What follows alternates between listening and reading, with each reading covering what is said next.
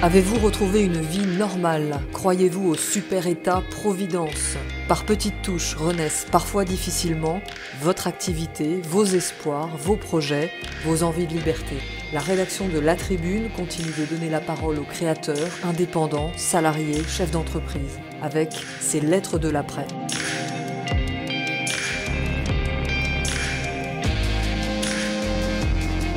Aujourd'hui, la lettre du confinement de Marie-Christine Levet, fondatrice et présidente d'Éducapital, dans notre newsletter de 12 heures.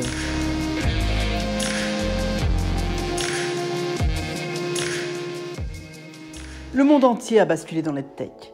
Plus de 100 pays ont fermé leurs écoles et 300 millions d'enfants se sont retrouvés chez eux.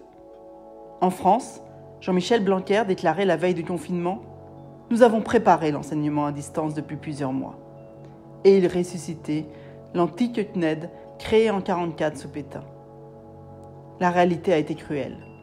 Serveurs saturés, outils peu adaptés, professeurs désemparés sans formation, parents inquiets, élèves abandonnés en particulier dans les quartiers défavorisés.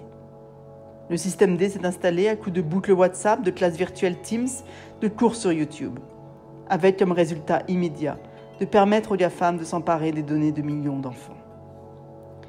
Cette crise a fait tomber des barrières psychologiques, en faisant prendre conscience à tous que des plateformes respectueuses des données des élèves, des contenus de qualité, des outils intelligemment conçus permettent d'envisager une transformation rapide de l'éducation adaptée aux usages de cette génération Z qui considère à 60% YouTube comme son premier moyen d'apprentissage. Pourtant, nous n'en sommes qu'au début de la révolution que le numérique permet en termes d'innovation pédagogique, en particulier pour la personnalisation de l'apprentissage grâce à l'utilisation de l'intelligence artificielle, ce qui sera une véritable réponse au décrochage scolaire. En précipitant le monde entier dans l'EdTech, cette crise nous a montré combien nous étions mal préparés, combien notre éducation s'était peu adaptée au monde nouveau. Elle nous a démontré qu'il est urgent pour nos États de transformer leur système éducatif et d'investir dans l'éducation innovante pour rattraper leur retard.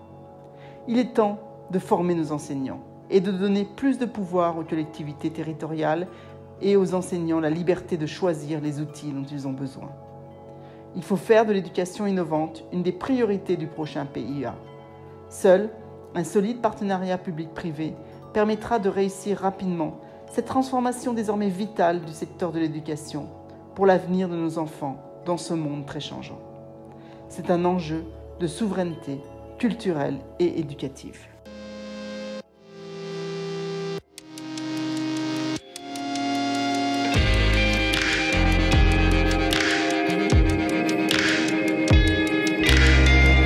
Proposez vos textes ou vos sons à la rédaction de La Tribune pour une réalisation Milky Lab Fabrique audiovisuelle.